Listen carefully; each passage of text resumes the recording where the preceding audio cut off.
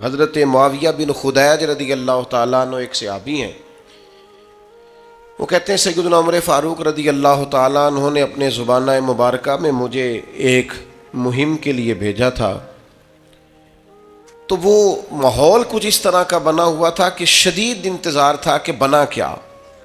تو آج کل کا تو دور تھا نہیں کہ فوراً آپ کسی چیز کو لائیو دیکھ لیں یا واٹس ایپ پہ فوراً آپ کو میسج کر دی، دور سے آنا ہے اور آ کر ہی کسی نے پیغام دینا۔ تو ابن خدیج رضی اللہ تعالیٰ عنہ کا بڑا انتظار تھا جناب عمر کو۔ فرماتے میں دوپہر کے وقت خبر لے کے مدینہ طیبہ میں آیا، چلچلاتی دھوپ تھی، گرمی کا موسم تھا اور رواج بھی تھا دوپہر کا کھانا کھا کے لوگ آرام کرتے ہیں۔ بعد ظہر میں پہنچا، اکثر دروازوں کے کواڑ میں نے بند دیکھے، تو میں نے کہا کہ عصر کے بعد جناب عمر کو پیغام دوں گا کہ اللہ نے فتح دے دی۔ فرماتے ہیں کہ بعد عصر میری ملاقات ہوئی تو جناب عمر تو نماز کا سلام پھیرتے ہی پوچھنے لگے، او یار اللہ تیرا بھلا کرے، میں تو تھک گیا تیرا انتظار کر کر، کیا نتیجہ نکلا؟ اللہ نے کامیابی دی؟ تو فرماتے ہیں میں نے فوراً کہا حضور اللہ کا شکر ہے، اللہ نے اپنے فضل سے مسلمانوں کو کامیابی دی۔ حضرت عمر کہنے لگے کہ جو رستہ ہے وہی مجھے معلوم ہے اور جنگ کا دورانیہ بھی معلوم ہے، تو آپ دیر سے کیوں آئے؟ میں بے چین تھا۔ حضرت معاویہ بن خدیج رضی اللہ تعالیٰ عنہ عرض کرنے لگے حضور میں تو آ گیا تھا ظہر کے بعد، لیکن اس خیال سے کہ آپ سو رہے ہوں گے، اس خیال سے کہ آپ آرام فرما ہوں گے، میں نہیں آیا کہ عصر کے بعد مسجد میں ملاقات ہوگی تو میں بتا دوں گا۔ تو یہ جناب عمر کا طرز ہے، یہ وہ لوگ ہیں جن کا وجود اس طرح کا تھا کہ ہر چیز میں ٹھہراؤ تھا۔ حضرت عمر فرمانے لگے سویا کرتا تھا میں، لیکن امیر المومنین بننے سے پہلے تم دوپہر کی بات کرتے ہو، میں تو احساس ذمہ داری کے بوجھ میں اتنا دبا ہوں کہ رات کو بھی جی بھر کے نہیں سو پاتا۔ میں سمجھتا ہوں میری ڈیوٹیاں ہیں، مجھے ڈیوٹیاں کرنی چاہیے، اپنی ذمہ داری کو مجھے صحیح طریقے سے سر انجام دینا چاہیے، مجھے اپنا کام وقت پر کرنا چاہیے۔ تو ہم کیا کرتے ہیں؟ لغویات میں وقت ضائع کرتے ہیں، بے معنی بے مقصد مبہم کاموں میں۔ ہماری ضرورت کے کام پڑے ہوئے ہیں، گھر والے آوازیں دے رہے ہیں، یہ کام کرانے والا ہے، یہ ڈیوٹی کرنے والی ہے، ہم جس جگہ جس ادارے کے کسی جگہ ملازم ہیں، ڈیوٹی کرتے ہیں، وہاں چیزیں منہ چڑھا رہی ہیں کہ یہ کام ابھی ہونے والا ہے، یہ ہونے والا ہے، لیکن ہمیں باقی ساری دنیا کا پتہ ہے، باقی سارے معاملات کا ہمیں پتہ ہے۔ ہم نے اپنی ڈیوٹی صحیح کرنی۔ حضرت سعد بن ابی وقاص رضی اللہ تعالیٰ عنہ کو جناب عمر نے بلا کے کہا میرا دل کرتا ہے آپ ایک صوبے کے گورنر بن جائیں۔ تو حضرت سعد بن ابی وقاص کہنے لگے حضور کوئی میدان والا کام بتائیں، کوئی تلوار والا کام بتائیں، مجھے وہ کام بتائیں کہ میں دشمن کے مقابلے میں ڈٹ جاؤں اور میں کسی غزوے میں نکلوں، جہاد پہ نکلوں اور میں فوج کی سپہ سالاری کروں۔ یہ بیٹھ کر کام کرنا اور حکومت کرنا یہ میرے بس کی بات نہیں، ہم تو گھوڑوں پہ رہنے والے لوگ ہیں۔ شہاب الدین محمد غوری، اللہ نے اس شخص کا وجود پاکستان کو عطا کیا۔ کسی نے ان سے کہا غوری صاحب ملاقات کرنی ہو تو کہاں ملیں گے؟ فرمانے لگے ہم نے کہاں ملنا، ہم تو گھوڑوں کی پشت پہ ہوتے ہیں، اگر کبھی گھوڑے کی پشت پہ ملنا ہوا تو ملاقات کر لینا۔ زندگی ایک سفر ہے، ہم اپنی ڈیوٹی کر رہے ہیں، ہم کسی اور کام میں الجھنا نہیں چاہتے، ہمارا ایک مشن ہے، ہمارا آنے کا ایک مقصد ہے، ہمیں کوئی شخص الجھانے کی کوشش نہ کرے، ہم اپنا سفر کر رہے ہیں، اپنی ڈیوٹی کر رہے ہیں، ہم اپنی ذمہ داریاں ادا کر رہے ہیں۔ ہم ڈیوٹیاں ہی نہیں کرتے، کوئی مقصد ہی نہیں ہے، کوئی کرنے کو کام ہی نہیں ہے، بس وہ یہ کہ کوئی لاؤبالی سا کام مل جائے، کوئی اچانک چکر چل جائے مشہور ہونے کا، کوئی اچانک سلسلہ چل جائے کو کسی طریقے سے آگے نکلنے کا، کوئی سبب لگ جائے کہیں دو جگہ پہ نام ہمارا بھی آ جائے۔ بے معنی کام ہے بھائی، بے مقصد ہے۔ پہلے بھی کہہ چکا ہوں، پھر کہتا ہوں، آپ کسی بڑے آدمی کے ساتھ، سیاستدان کے ساتھ، لیڈر کے ساتھ آپ نے فوٹو کھچا بھی لی، تو جب اس کو آپ کا نام ہی نہیں آتا، جب وہ آپ کو جانتا ہی نہیں، مقصد کیا رہا؟ فائدہ؟ اس ماڑے بندے کے ساتھ فوٹو نہ کھنچوائیں جس سے جب بھی بات کریں وہ اسی وقت ہمارے لیے موجود ہو. اس کے ساتھ نہ وقت گزاریں جس کے ساتھ ہم سمجھیں کہ ٹائم گزر سکتا ہے. کیوں اس طرح کا لاؤبالی پن دکھاتے ہیں جس سے محسوس ہو کہ ہم شاید کسی احساس کے تلے دبے ہوئے ہیں. با مقصد کام، جدوجہد، خدمت، ڈیوٹی. امام محمد مالک رحمۃ اللہ علیہ شدید علیل ہو گئے تھے، سخت علیل تھے. خبر پھیل گئی کہ اب ان کی صحت جو ہے وہ زیادہ نڈھال ہو گئی ہے، اب کمزوری بڑی بڑھ گئی ہے، مشکل ہو جائے گا. تو چونکہ وہ فقیہ تھے، فقیہ جو ہوتے ہیں وہ مسائل میں کتاب و سنت کو سامنے رکھ کے اس پہ تفکر کرتے رہتے ہیں. تفکر، ہر وقت غور کرتے ہیں. آج کل کے لوگ نہیں ہماری طرح کے جو ویوز چیک کرتے رہتے ہیں کہ بھلا کتنے ہو گئے، جو اس چکر میں پڑے رہتے ہیں کہ لائکس کتنے ہو گئے اور کمنٹس کتنے آ گئے. مطلب وہ یہ لوگ نہیں تھے. فقاہت، دین کو سمجھنا، تدبر کرنا کہ نیا مسئلہ درپیش ہوا ہے، لوگوں نے مسئلہ پوچھا ہے تو اس کو کیسے حل کرنا ہے، اس پر غور کرنا قرآن و حدیث کو سامنے رکھ کر. اور وہ فرمایا کرتے تھے کہ میں نے جب بھی کوئی آیت پڑھی ہے نا، پہلے بھی پڑھی ہوئی تھی، دوبارہ پڑھی ہے تو ایک نیا معنی اللہ نے مجھے عطا فرمایا، ایک نیا سبق ملا ہے، اس سے ایک نئی چیز میں نے. تو امام مالک کا لوگوں تک یہ بات پہنچی کہ وہ بیمار ہیں اور شدید بیمار ہیں، علیل ہیں اور بڑے ہی علیل ہیں. ان کے ایک شاگرد تھے پرانے، وہ دور سے تیمارداری کرنے آئے. کہتے ہیں جب مجھے اجازت دی گئی ان کے اہل خانہ کی طرف سے، ان کے کمرے میں پہنچایا گیا تو امام صاحب بے ہوش تھے، تیز بخار تھا. میں نے جا کے سلام لی، 2-4 باتیں کی تو امام صاحب بیدار ہوئے. تیز بخار تھا، ہاتھ اٹھاتے تھے تو ہاتھ کانپتا تھا، اور نکاہت تھی. اور گھر والے مجھے ان کے بچے، ان کے پوتے بتا رہے تھے کہ کئی دنوں سے کھانا پینا حضرت نے بہت کم کر دیا. لیکن فرماتے ہیں اسی وقت یہ آنکھیں کھول کے کہنے لگے یار شکر ہے اللہ کہ تم آئے ہو. میں ڈھونڈ رہا تھا کہ کوئی عالم دین مل جائے، ایک فقہی جزیے میں الجھ گیا ہوں. یہ پوچھنا تھا کہ فلاں حد جب بندہ کرتا ہے اس کے بعد صحیح جو ہے وہ سواری پہ کرنی چاہیے یا پیدل کرنی چاہیے. سواری پہ افضل ہے کہ میں اس مسئلے میں الجھا ہوا ہوں، ذرا تھوڑا آنا، یہ دلائل ہیں، یہ دلائل ہیں، یہ فلاں نے لکھا ہے، یہ فلاں نے لکھا ہے، ذرا استنباط کار اس سے مسئلہ کیا ہے. تو شاگرد بڑے نکمے ہوتے ہیں کئی، ذرا تھوڑا سا جان چھڑاتا ہوں کہ کسی طریقے سے. یہ کیا لوگ ہیں کہ آخری ہجکیاں چل رہی ہیں اور ابھی امت کو مسائل نکال کے دے رہے ہیں. فرماتے ہیں میں دلیلیں دینے لگا تو امام صاحب میری دلیلیں توڑنے لگے، کہنے لگے نہیں تیری بات تو ٹھیک ہے پر فلان جگہ یہ بھی تو لکھا ہے نا. میں نے پھر دلیل دی کہ وہ تو ٹھیک ہے پر فرمان امام کا اس پر یہ قول بھی تو موجود ہے. فرماتے ہیں کتنی دیر علمی گفتگو ہوتی رہی، پھر وہ تھک گئے اور لیٹ گئے. تو میں نے کہا آپ آرام کریں، مجھے اجازت دیں. کہتے ہیں ابھی میں ان کی گلی کے کونے پہ آیا تھا کہ ان کے بیٹے کے رونے کی آواز آئی اور میں دوڑ کر پلٹ کر آیا تو اس نے کہا قربان جاؤں اس شخص پر جس کی ساری زندگی قرآن و حدیث میں غور کرتے گزر گئی. یہ دیکھو آخری ہج کی بھی لی ہے تو رسول اللہ کا دین سمجھتے ہوئے لی. آپ گئے ہیں تو امام صاحب کا لے سجنا اسا توڑ نبھائی، ایسی جان بھی دتی تے رات تیرے، آخری دم تک دین پر غور، کتاب و سنت سے رشتہ. مشن والے لوگوں نے کام کیا. حضرت عمر کو شہید کیا گیا تھا خنجر کے ساتھ، اور وہ زہر میں بجھایا کرتے تھے خنجر.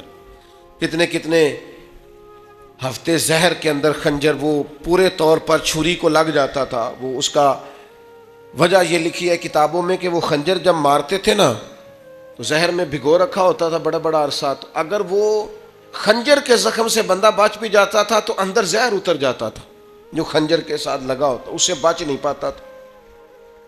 تو شدید زخمی ہیں جناب فاروق اعظم، خون بہہ گیا اور طبیعت اتنی تکلیف میں ہے کہ آزمائش میں ہے جناب عمر فاروق. قریب سے ایک شخص گزرا حضرت عمر کے، تو اس کی شلوار جو تھی وہ ٹخنوں سے نیچی تھی. کمزوری ہے، نکاہت ہے اور آخری وقت ہے، زخم لگ گیا ہے. صحیح بخاری میں یہ حدیث موجود ہے. جیسے ہی وہ حضرت عمر کے پاس سے گزرا، حضرت عمر فرمانے لگے یار یہ ٹخنوں سے اونچی کر لو، یہی میرے نبی کا حکم ہے. اس کو ذرا اونچا کر لو ٹخنوں سے، یہ حضور کا طریقہ ہے۔ آخری وقت تک، آخر تک مشن پر کام۔ ہمارا کیا حال ہے؟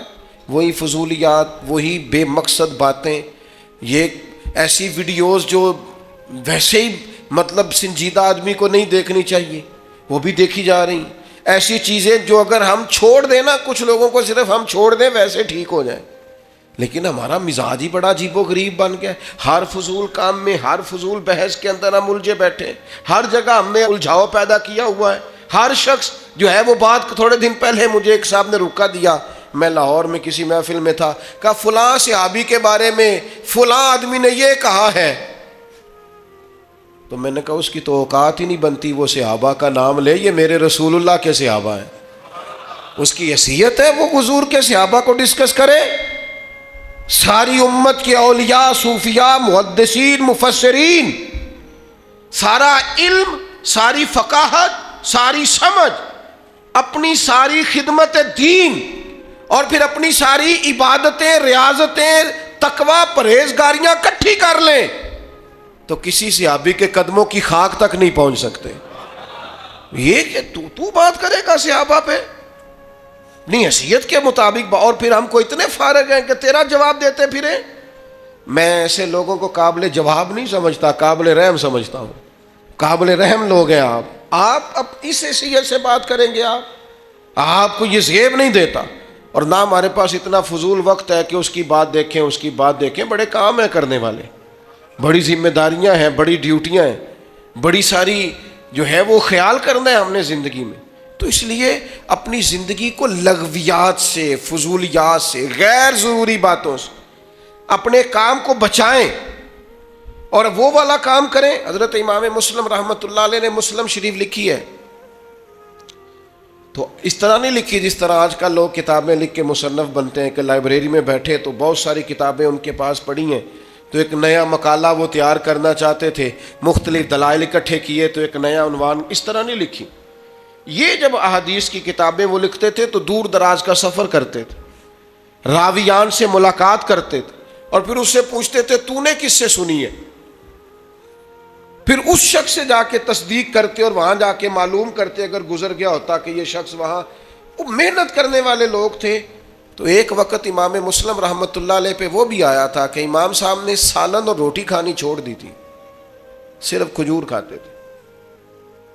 وہ فرماتے تھے سالن روٹی جب کھاتا ہوں تو کتاب سے نظر ہٹتی ہے، لقمہ توڑنا پڑتا ہے اور سالن سے لگانا پڑتا ہے، تو میرے پاس ٹائم کم ہے، میں نے محبوب کی حدیثیں جمع کر کے امت کو دینی ہے، لہذا کھجور منہ میں رکھ لیتا ہوں، چباتا رہتا ہوں اور رسول اللہ کی حدیث پڑھاتا رہتا ہوں۔ اتنا ٹائم نہیں ہے، اتنا وقت نہیں ہے، اتنا ٹائم نہیں۔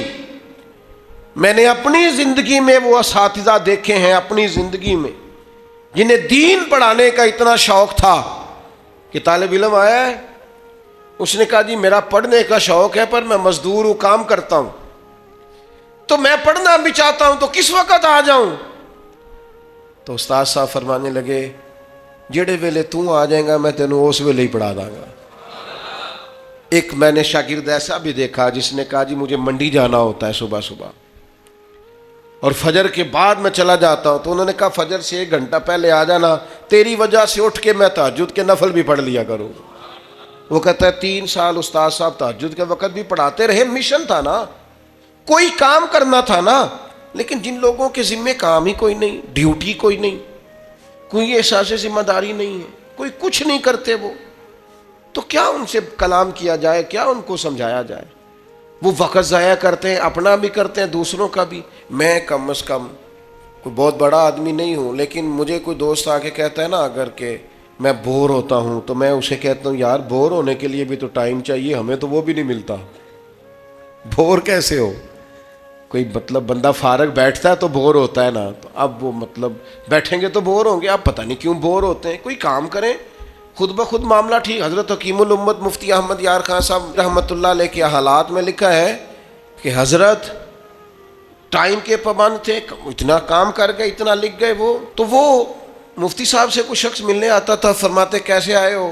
کہتا حضور زیارت کرنے آیا تھا، تو فرمانے لگے وہ تو ہو گئی، اب جاؤ مجھے بھی کوئی کام کرنے دو، تم بھی کوئی کام کرو، زیارت کرنی تھی نا، زیارت کا مطلب کیا ہے؟ تو دیکھ لیا، ٹھیک ہو گیا، کام ختم ہو گیا، اب جاؤ تم بھی کوئی کام کرو، مجھے بھی کوئی. اور کوئی شخص مسئلہ پوچھنے آتا تو ہمارے ہاں لوگ مسئلہ پوچھتے ہیں تو مسئلہ پوچھتے نہیں، اور مفتی صاحب کو مسئلہ سمجھانے لگ جاتے ہیں. ویکھو نا جی پھر انج بھی تو ہوتا ہے نا، اب دیکھو نا جی بیوی نے غصہ بھی تو دلایا تھا نا، اب دیکھو نا جی وہ میری اماں کے بارے میں بات کرے تو اب میں طلاق نہ دوں تو پھر اس نے مجھے کہا جے پیو دا ہے تو دے مینوں طلاق.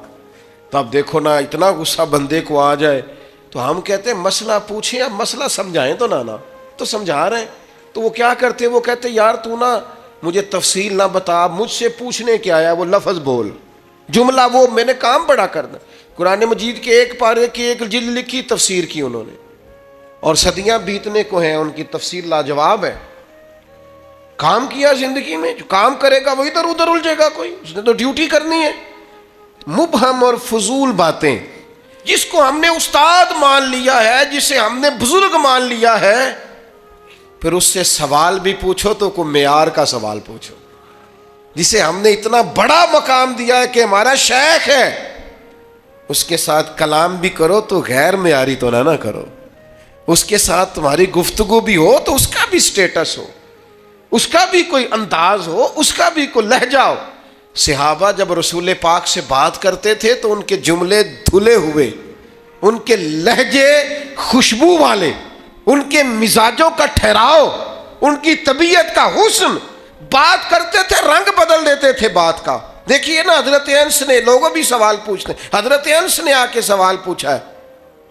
سب لوگ پوچھتے ہیں قیامت میں کیا ہوگا، قبر میں کیا ہوگا، دروازے بند ہوں گے، سب لوگ قیامت کے بارے. حضرت انس کا سوال دیکھو، سوال کا حسن دیکھو، اس حسن میں تڑپ دیکھو، تڑپ میں ذوق دیکھو، اور اس ذوق پر پھر جو نتیجہ نکلا ہے، ساری امت فیض یاب ہوئی. قبر میں گھٹن ہے، اس پر بھی سوال پوچھا جا سکتا ہے. پل صراط پہ تکلیف ہے، بات پوچھی جا سکتی ہے. قیامت میں اللہ کے حضور کھڑے ہونے ہے، وہ جو خوف ہے پوچھا جا سکتا ہے. حضرت انس کے لہجے میں جو غلامانہ فکر ہے، اس فکر میں جو تازگی ہے، وہ کیسی نرالی ہے. حضرت انس بن مالک کہنے لگے حضور قیامت والے دن اگر آپ کو ڈھونڈنا ہوا تو بھلا میں کہاں ڈھونڈوں؟ میں مطلب آپ کو میں نے ملنا ہوا نا میدان حشر میں. بھئی یہ تو حضور نے کہیں بتایا ہی نہیں تھا کہ ذرا مجھے ڈھونڈ لینا جلدی کر کے، کہیں بھی بیان ہی نہیں کیا. حضور آپ کو ڈھونڈنا ہو، یہ ترمذی میں موجود، حضور میں بھلا کہاں تلاش کروں؟ تو محبوب کریم مسکرائے.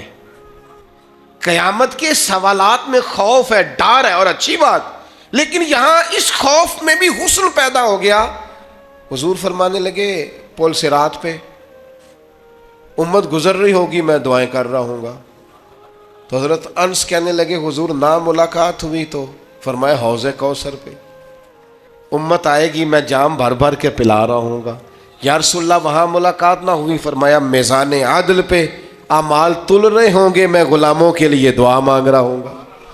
اب یہ بھی ایک سوال ہے، لیکن معیار ہے، سوال کا معیار ہے. معیار بوڑھے بابا جی آئے ہیں، آ کے حضور سے پوچھتے ہیں یا رسول اللہ قیامت میں حساب کس نے لینا ہے؟ اللہ تعالیٰ نے. کہا حضور پھر مجھے امید ہے معافی ہونی ہے. تو حضور فرمانے لگے وہ کیسے؟ عرض کی یا رسول اللہ کریم جب غالب آتا ہے نا معاف ہی کر دیتا ہے. تو اللہ کے محبوب نے یہ بھی سوال سنا کہ معیار ہے نا، پوچھا کس سے؟ محبوب مطلق سے. سوال کا سٹیٹس دیکھو، حضور غالب آتا ہے تو معاف کرتا ہے. وہ بات کہہ کے چلے گئے تو کریم نے تبصرہ کیا، فرمانے لگے بندہ تو سادہ تھا، بات دیکھو کتنی گہری کر گیا، کیسی بات کر گیا ہے، کیا بات کو کہاں لے گیا. تو اب مسلمان معیاری ہے، مسلمان کا وقار ہے، مسلمان کی ایک شان ہے. اس کا دیکھیں نا باتیں ہی ہوتی ہیں نا. تو کسی نے کہا تھا بات گرچہ بے سلیقہ ہو کلیم، پر بات کرنے کو سلیقہ چاہیے. بے سلیقے کی بھی بات ہو تو ذرا سلیقے سے کرو. سوال ہی پوچھا تھا نا حضرت عباس سے کسی نے کہ آپ بڑے ہیں کہ نبی پاک؟ آپ مجھے سچ بتائیں، آپ کو سمجھ آ گئی ہے نا وہ کیا پوچھنا چاہتا؟ عمر ہی پوچھ رہا ہے نا. حضرت عباس چچا ہیں، یا عباس آپ بڑے ہیں کہ حضور بڑے ہیں؟ تو سادی سی بات ہے، عمر پوچھی ہے تو عمر بتا دیتے. تو حضرت عباس نے اس بات کو عمر بتانے کو بھی اتنا سلیقہ دیا کہ مسلمان کا حضور کے بارے میں گفتگو کا معیار کیا ہونا چاہیے. کہنے لگے بڑے تو حضور ہی ہیں, پیدا پہلے میں ہوا تھا. حالانکہ جو سوال پوچھا تھا وہ بالکل سادہ تھا, عام فہم تھا کہ آپ عمر میں بڑے ہیں, یا حضور عمر پوچھی تھی. لیکن بات گرچہ بے سلیقہ ہو کلیم, بات کرنے کو سلیقہ چاہیے. سلیقہ مسلمان کا معیار ہے, وہ مبہم بات نہیں کرتا, غیر معیاری بات نہیں کرتا. اس کی بات معیاری ہوتی ہے, اس کا کام کرنا معیاری ہوتا ہے, اس کا انداز بے مقصد نہیں ہوتا, وہ با مقصد سا, جچا تلا سا, وہ رسیلا سا, سجیلا سا, اس کا اٹھنا بیٹھنا, اس کا طرز زندگی معیاری سا. میں طالب علموں سے اکثر ایک بات کہتا ہوں اپنے لہجے میں. میں کہتا ہوں شدید بھوک بھی لگی ہو نا تو کھانا اس طرح نہیں کھانا کہ لگے شدید بھوک لگی ہوئی. یعنی یہ نہ ہو کہ تمہارے کپڑے سارے کھانے سے بھر جائیں, ایسے لگے کہ سالن سے اس نے غسل کر لیا. بھوک لگی ہے ٹھیک ہے, لیکن یہ کہ اس میں بھی ٹھہراؤ ہو, متانت ہو, سنجیدگی ہو. کوئی شخص یہ تو کہے, ادھر دیکھو, یہ تو کہے اسے بھوک لگی ہے, یہ کبھی نہ کہے کہ بھوکا ہے. بھوک لگنا اور ہے, بھوکا ہونا اور ہے. بھوک لگ جاتی ہے, بھوک کا علاج ہوتا ہے, بھوکے کا علاج نہیں ہوتا. اس لیے بھوک لگنا عیب نہیں, پر بھوکا ہونا اللہ معاف کرے یہ تو یاد رکھیں آپ کا معیار ہے. آپ کھانا بھی کھائیں تو ذرا معیار کے ساتھ. حالات تھوڑے خراب ہو گئے, ماحول ذرا اور طرح کا ہو گیا. ابا جی کے انتقال کے بعد تو میری والدہ مجھ سے کہنے لگی اور ہمارے بہن بھائیوں سے کہ کوئی پوچھے نا آج کی پکایا سی, تو کہنا بڑا اللہ دا شکر ہے, اعلیٰ کھانا کھایا. کئی دفعہ رات کو وہ رات کی روٹیوں کو تھوڑا پانی لگا کے صبح گرم کر دیتی, کہتی نرم ہو گئی ہیں. کئی دفعہ وہ یوں کرتی کہ رات کی دال میں تھوڑا پانی ڈال کے اور پتلا کر دیتی, لیکن فرماتی بیٹا یہ غریبی کسی کو نہیں. اور وہ ان کا اپنا لہجہ تھا, وہ کہا کرتی تھی کہ دے کے تو انہوں کسے بھی نہیں جانا, لیکن مفت کی ہمدردیوں کی ضرورت, بلا وجہ مظلوم بننے کی کیا ضرورت. آپ خودداری میں رہیں, عزت نفس میں رہیں. آپ بلند لوگ ہیں, آپ اونچی بات کریں جب بھی کریں.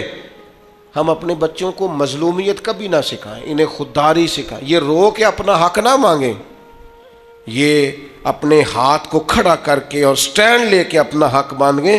اس لیے کہ مسلمان لغویات والا نہیں ہوتا, فضولیات والا نہیں ہوتا, وہ معیاری ہوتا ہے. آج سے اپنی زندگی کا ایک معیار بنائے. ایک وہ کسی نے کہا تھا کہ دشمنی بھی کسی سے کرو نا تو کسی معیاری آدمی سے کرو, کبھی بھی دشمن بھی غیر معیاری نہیں ہونا چاہیے. بہت سارے لوگ کہتے ہیں نا یہ فلانا بندہ آپ کے, تو بھائی سٹیٹس نہیں ہے دشمنی. وہ کسی نے کہا تھا کہ شکست کھائے تو نہ اس پر بھی اسے حیرانی ہو, دعا کرو کہ دشمن بھی خاندانی ہو. دشمن بھی تھوڑا سا نا خاندانی قسم کا ہو,